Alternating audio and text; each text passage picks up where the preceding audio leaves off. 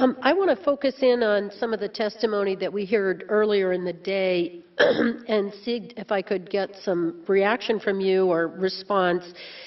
We've heard a pretty incredible statistic in this committee that I believe almost 50% of the appointments are no-shows, and I understand you're often dealing with an older population and transportation and such, but it doesn't seem like a very efficient or effective way to run the VHA. Has there been any consideration to either and or telephonic scheduling where there's a conversation about whether or not the veteran can actually make that appointment, and number two, some type of automated appointment reminder?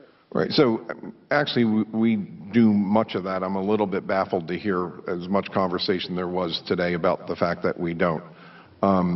You know, the whole principle of missed opportunities in practice management has been one of the things VA has been working very diligently on for years now. So actually, when that comment was made, I asked them to fact check what we are. For primary care, the no-show rate is 11.4%. Okay. In my clinic, the no-show rate is about 0, because if somebody doesn't show up, everybody's worried about them, and we track them down. But we do use phone calls. We're looking, and in fact, the EWL, the function of the EWL is this is where patients are, and if you get an opening when you make that phone call and somebody says, I can't make the point, you pull people down off that list. That's the point of doing that. So we actively do practice management in that regard. So as I said, I will acknowledge the variation that occurs in the system. Some places probably do it great, and others maybe not so well, but the beauty of an integrated system is that we actually can have those who do it great help bring up those who are struggling, and we try and do that when we identify those.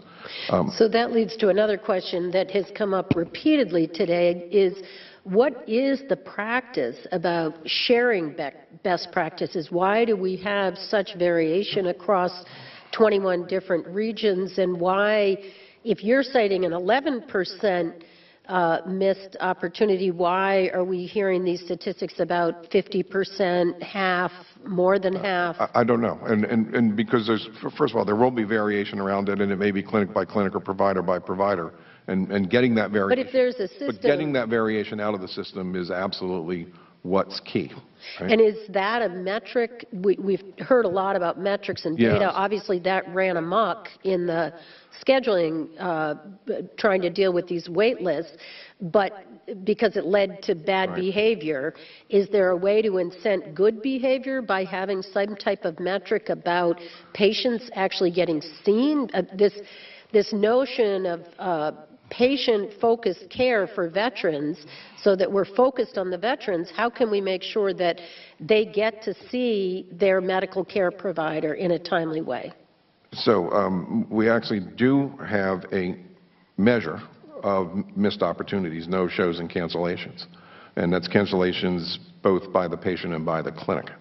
And that is, I want to be very careful that not to give the sense that that's used as a tool to drive.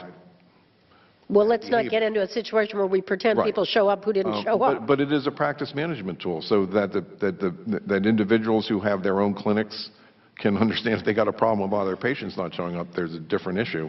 If practice managers are not leveraging using open slots that become open because people say, I can't make that appointment, then that's not a very effective use of the clinician's time. So we do actually pay a lot of attention to this.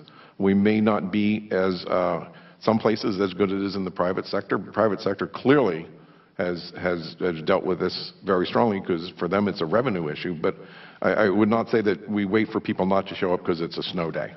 Our providers are busy, and we want our patients in there.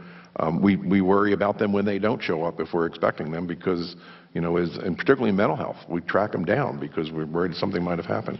Well, my time is up, but it's something that I think if you could take back to your administration, this is a critical point, and something that's extremely frustrating to all of us here. And So may I thank you for your nice comments about the Manchester VA.